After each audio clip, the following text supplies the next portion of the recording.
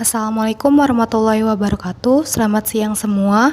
Kami dari kelompok 1 akan mempresentasikan materi tentang hukum perbankan. Sebelumnya, perkenalkan nama saya Anissa Amalia. Saya sebagai moderator dalam presentasi ini. Dan berikut nama-nama anggota dari kelompok 1. Untuk pembahasan pertama akan disampaikan oleh saya akan menjelaskan tentang bank dan lembaga keuangan lainnya. Bank dan lembaga keuangan lainnya merupakan salah satu pelaku penting dalam perekonomian sebuah negara. Perbankan atau biasa disebut lembaga keuangan bank merupakan lembaga keuangan yang bertugas menghimpun dana dari masyarakat dan menyalurkannya dalam berbagai bentuk. Misalnya, salah satunya dalam bentuk kredit. Sedangkan lembaga keuangan lainnya merupakan suatu lembaga yang sehari-harinya melayani jasa dalam bidang keuangan. Kegiatan yang biasanya dilakukan yaitu dalam bentuk penyediaan barang modal. Contohnya, koperasi simpan pinjam, perusahaan sewa guna atau leasing, dan perusahaan modal ventura. Selanjutnya materi akan disampaikan oleh Mbak Dewinta. Baik, terima kasih. Selanjutnya ada aktivitas pokok bank. Yang pertama yaitu menghimpun dana atau funding. Funding adalah kegiatan yang bertujuan untuk menghimpun dana atau menyimpan dana, yang mana dananya itu berasal dari masyarakat yang menyimpan uang di bank seperti menabung, giro, deposito, menanam saham, reksadana, dan lain sebagainya.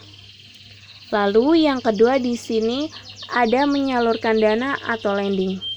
Adapun maksud penjualan atau menjual dana di sini adalah penyaluran dana lending dengan memberikan penawaran kepada masyarakat dalam bentuk pinjaman atau yang lebih akrab di telinga kita dengan istilah kata kredit. Selanjutnya ada memberikan jasa bank lainnya atau servis. Jenis jasa layanan bank yang sering kita nikmati sebagai nasabah suatu bank yaitu kiriman uang atau transfer. Selanjutnya materi akan disampaikan oleh Mas Fauzi dan Mas Alfi. Berikutnya saya akan menjelaskan tentang jasa-jasa bank lainnya. Yang pertama itu ada jasa pemindahan uang atau yang dikenal dengan transfer. Ini yang biasa kita sering lakukan juga ya. Jadi untuk transfer sendiri pengertiannya merupakan jasa pengiriman uang lewat bank. Pengiriman uang itu dapat dilakukan pada bank yang sama atau bank yang berlainan. Pengiriman juga bisa dilakukan dengan tujuan dalam kota, luar kota, atau bahkan luar negeri. Itu yang pertama. Yang kedua ada clearing. Clearing merupakan proses penagihan warkat atau surat berharga, misalnya seperti cek, bilet giro, wesel, itu yang berasal dari dalam kota. Nah, proses penagihan clearing ini biasanya hanya membutuhkan waktu 1 hari saja. Gitu. Untuk yang ketiga ada inkaso. Nah, inkaso ini hampir sama dengan clearing ya. Cuma kalau inkaso itu penagihan warkat atau surat-surat berharga juga seperti cek, bilet giro, wesel yang berasal dari luar kota atau luar negeri. Nah, prosesnya ini beda dengan clearing ya. Kalau inkaso itu lebih lama. Biasanya dia membutuhkan waktu dalam jangka 1 minggu sampai 1 bulan tergantung dari jarak lokasi penagihan. Nah, terus yang keempat ada jasa penjualan mata uang asing atau falas. Ya, ini jadi bank juga ada jasa untuk penukaran atau penjualan mata uang asing. Jadi kalau misalnya kita mau keluar negeri, nah itu biasanya kita tukarnya di bank dulu tuh untuk mata uang asingnya. Lalu yang kelima ada safe deposit box. Nah, safe deposit box itu adalah pelayanan jasa bank yang memberikan layanan penyewaan box untuk menyimpan barang-barang atau surat berharga milik nasabah suatu bank. Nah, barang-barang berharga yang dititipkan ini menggunakan safe deposit box akan aman dari bahaya pencurian atau kebakaran. Itu. Yang keenam, traveler's check atau cek perjalanan merupakan surat berharga yang dikeluarkan oleh sebuah bank yang mengandung nilai di mana bank penerbit sanggup membayar sejumlah uang sebesar nilai nominalnya kepada orang yang tanda tangannya tertera pada cek perjalanan itu. Yang ketujuh, bank card merupakan kartu transaksi yang memberikan kemampuan kepada nasabah untuk membayar barang dan jasa pada pedagang eceran dan memperoleh uang tunai dari kasir bank atau ATM. Yang kedelapan, letter of credit atau LC merupakan perjanjian yang diterbitkan oleh bank issuing atau opening bank yang bertindak atas permintaan nasabahnya untuk melakukan pembayaran atas dokumen ekspor dan impor yang dikirimkan oleh penerima LC. Yang kesembilan yaitu bank garansi dan referensi bank. Bank garansi yaitu jaminan pembayaran yang diberikan oleh bank kepada satu pihak, baik perorangan atau lembaga, dalam bentuk surat jaminan.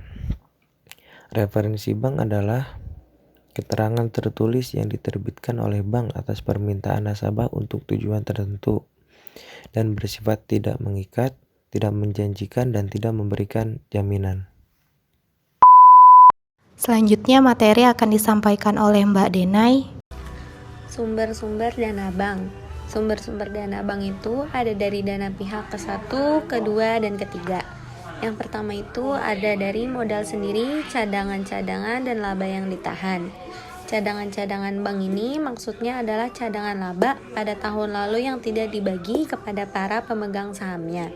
Cadangan ini sengaja disediakan untuk mengantisipasi laba di tahun yang akan datang. Nah, laba bank yang belum dibagi ini merupakan laba yang memang belum dibagikan pada tahun yang bersangkutan, sehingga dapat dimanfaatkan sebagai modal untuk sementara waktu. Yang kedua itu ada dari dana pihak kedua. Itu ada pinjaman bank lain, pinjaman lembaga keuangan lain, pinjaman lembaga bukan bank, dan pinjaman Bank Indonesia.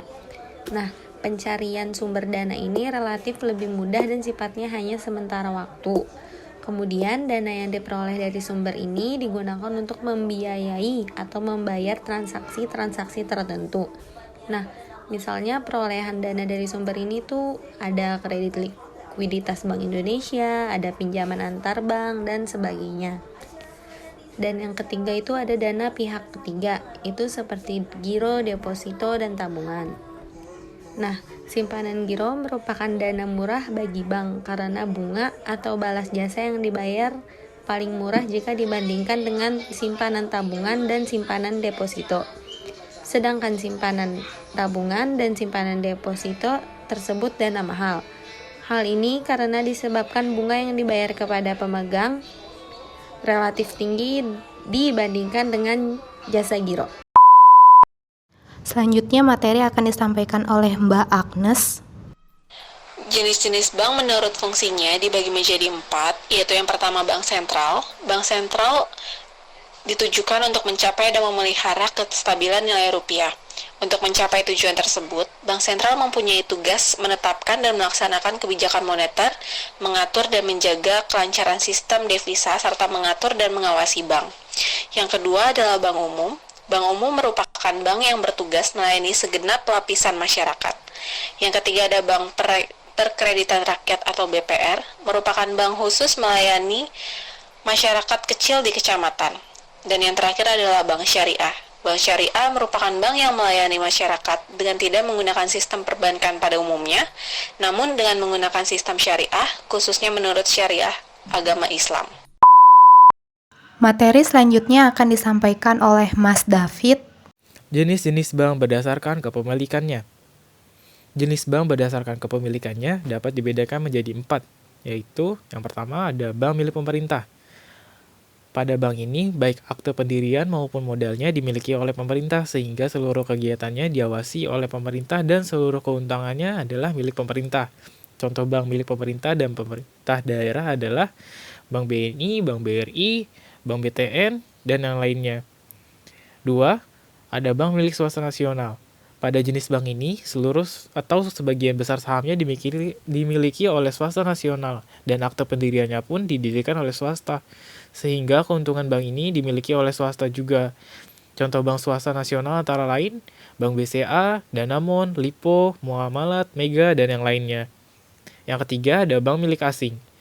Bank jenis ini merupakan cabang dari bank yang ada di luar negeri, baik bank milik swasta asing maupun milik pemerintah asing. Dengan kata lain, bank ini dimiliki oleh pihak luar negeri sehingga keuntungannya pun milik pihak luar negeri tersebut. Contoh bank milik asing ini adalah American Express Bank, Bank of Tokyo, Hana Bank, dan yang lainnya.